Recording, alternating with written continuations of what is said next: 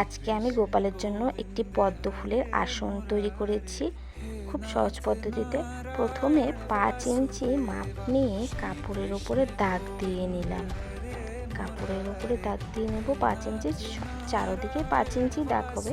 তারপরে এই কাপড়টা কেটে নেব। এভাবে আমি অনেকগুলো টুকরো করব। দেখো আমি অনেকগুলো টুকরো করে ফেলেছি।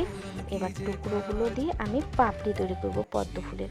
তো প্রথমে এক ভাঁজ করলাম, তারপরে আর এক ভাঁজ করে নিয়ে তো এই যে মাথার দিকটা আছে সেই দিকটা আমি সেলাই করে নেব, যাতে পদ্ম ফুলটা পাপড়িটা তৈরি করার সময় যাতে খুলে না যায় মাথাগুলো।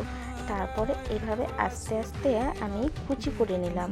2-3টে কুচি পড়েছিল, তা এভাবে রেডি করে নেব আমি পদ্ম ফুলের পাপড়িগুলো সব। তো বন্ধুরা দেখো আমি পাপড়িগুলো রেডি করেছি। এরপর এর উপরে এই পাপড়িগুলো রেডি করার পর এর উপরে একটি কাপড়ের উপর তো বসাতে হবে, সেই কাপড়টা আমি রেডি করছি। তো একটা কাপড়ের উপর নিয়ে তারপরে এই একটা কাপড় বসিয়ে মুড়ে মুড়ে চারিদিকটা সেলাই করে, যাতে সুতোগুলো বেরিয়ে না যায়, দেখতে যাতে বাজে না লাগে, সেজন্য আমি মুড়ে মুড়ে সেলাই করে নিচ্ছি।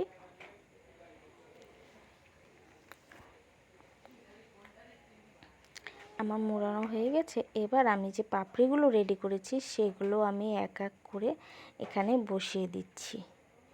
এই যে রেডি করলাম, গোল করে কাটিং করে নিয়েছিলাম, সেই যে নিচে বসাবো বলে সেটার উপরে আমি পাপড়িগুলো এক এক করে বসিয়ে দিচ্ছি গোল করে। আজকে আমি প্রথম ভয়েস করছি বলে একটু খারাপ হতে পারে, কেউ কিছু মনে করো না। আজকে আমি প্রথমেই ভয়েস ভিডিও বানাচ্ছি।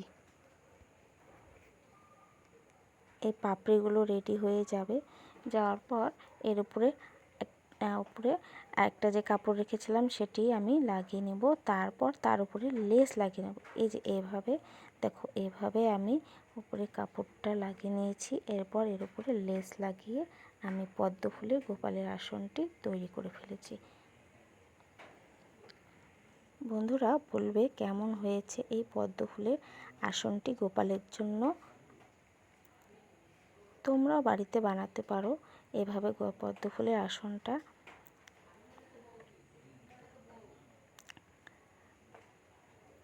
এই পদ্ম ফুলের আসনটা ভালো লাগলে একটা লাইক এবং কমেন্ট করে দিও।